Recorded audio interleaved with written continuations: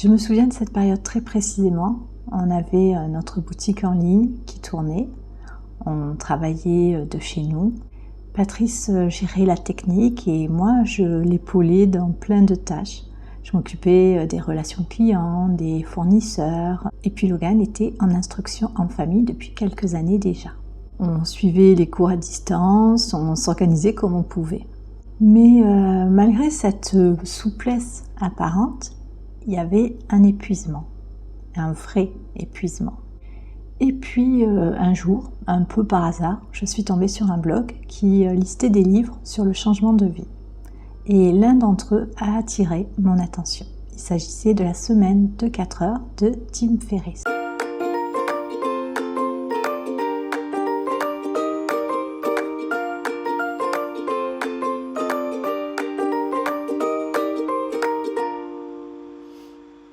À cette époque, je cherchais. Je ne savais pas trop quoi en fait. En fait, je cherchais des pistes, je cherchais des idées, un nouveau souffle. Quelque chose qui me permette de sortir de cette impression d'enfermement.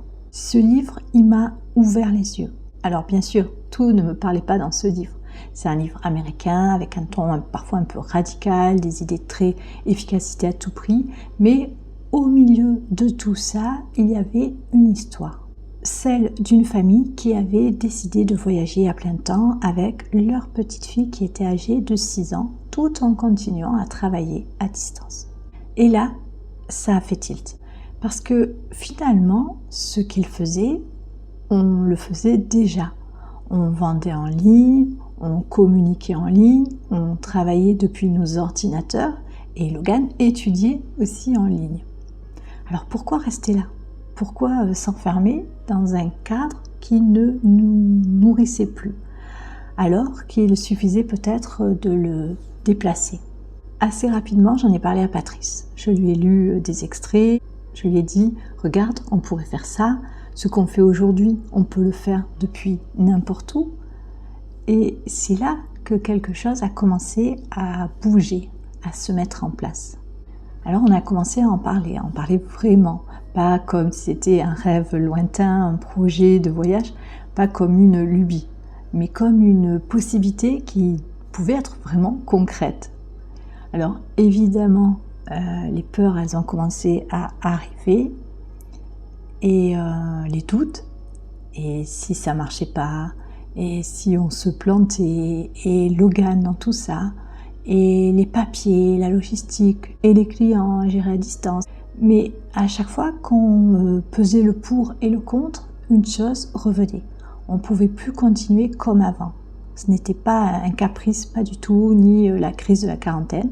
C'était une nécessité. Alors, on a décidé de préparer notre départ. Pas du tout sur un coup de tête, mais vraiment avec une méthode. Alors surtout que nous avions un employé, que nous avions du matériel, et qu'il nous fallait donc un atelier où installer tout ça et mettre en place une vraie logistique de travail à distance et la gestion de cet employé à distance. Du coup, ça ne pouvait pas se faire du jour au lendemain. On s'est donné 7 mois pour tout organiser, pour tout mettre en place. Et quand je dis tout, c'est vraiment tout. On a trié nos affaires, on a vendu une grande partie de ce qu'on possédait, on a vidé la maison en location qu'on occupait depuis quelques années, on a mis fin à des abonnements, on a préparé les papiers et surtout on a ajusté notre activité pour pouvoir la gérer vraiment de n'importe où. On a aussi revu nos outils, on a réfléchi à notre façon de travailler et on a mis en place une structure qui nous permettait de suivre nos commandes, nos clients. Et puis, il y avait Logan, donc il était déjà en IEF, en instruction en famille, ce qui quelque part facilitait un petit peu les choses, mais on a dû anticiper les connexions Internet, l'accès aux cours, le rythme de travail. On a choisi de changer de plateforme de cours et de passer au CNED, c'était beaucoup plus facile au niveau des cours qui pouvaient être suivis en ligne, pas besoin de transporter avec nous des kilos de livres. Tout pouvait se faire depuis son ordinateur. On s'est assuré qu'il pourrait suivre son année correctement et puis on a aussi préparé avec lui cette transition parce que ce n'est pas rien même pour un enfant de 13 ans, de quitter ses repères, de peut-être devoir s'adapter à une nouvelle langue, à un nouvel environnement régulièrement. Mais il était partant, il était curieux et surtout il sentait bien lui aussi que quelque chose de nouveau nous attendait. Alors notre départ, je m'en souviens comme si c'était hier. Les valises, les derniers papiers et le moment où on ferme la porte et où on monte dans la voiture. Et là, tout devient réel, mais tout devient aussi naturel. On avait planifié nos 3 premiers mois, on voulait tester notre logistique en France avant de partir à l'étranger, puisque on avait quand même un atelier en France, donc on voulait être sûr que tout se passerait bien à distance. Donc ça a été l'occasion de partir à la découverte de nouvelles régions françaises, ce que nous n'avions jamais eu vraiment le temps de faire. Et ensuite, on est parti pour un mois au Maroc, puis ce fut l'Espagne, puis le Portugal, puis l'Italie, etc.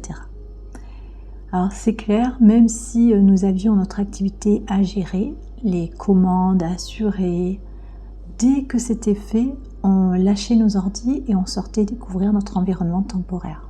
On prenait vraiment ce temps pour ça. Nous avions l'impression d'être en vacances. Et surtout, on a très vite compris une chose essentielle. Pour que ça fonctionne sur la durée, pour qu'on puisse découvrir d'autres continents, il fallait vraiment qu'on ait une organisation qui soit solide. Pas rigide, mais vraiment claire.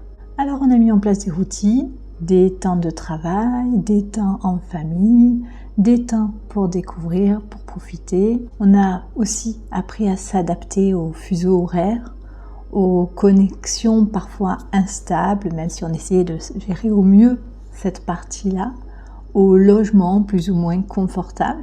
Et puis on a appris à gérer aussi le quotidien en mouvement. Et au fur et à mesure, c'est devenu naturel.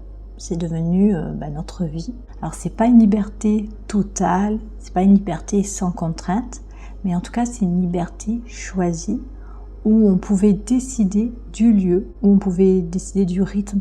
Aujourd'hui, ça fait presque 12 ans qu'on vit ainsi. On a traversé des pays, des cultures, on a vu Logan grandir, devenir un adulte, apprendre à s'adapter, à s'ouvrir, à comprendre le monde autrement. Et nous, on a retrouvé surtout du sens. On a retrouvé une forme d'alignement. Je ne te partage pas tout ça pour dire qu'il faut tout quitter ou qu'on devrait tous devenir nomades. Ce n'est pas du tout le message de cette vidéo. Ce que j'ai envie de transmettre, c'est que parfois une lecture, parfois un échange, une sensation peut devenir un déclic et qu'on a le droit de s'écouter, même quand on a plus de 40 ans, même quand tout semble déjà posé, installé, même quand on croit qu'il est trop tard pour changer. Ce livre, La semaine de 4 heures, il m'a ouvert les yeux sur une autre manière de travailler, une autre manière de vivre. Mais au fond, ce n'est pas le livre qui a tout changé. C'est plutôt le fait de s'être arrêté et d'avoir décidé d'agir. Et ce que je peux dire aujourd'hui, c'est qu'il existe 1000 façons de réinventer sa vie. La nôtre, elle passe par le voyage, par le mouvement, par cette lenteur que nous avons choisie et qui fait tellement de bien après des années à courir.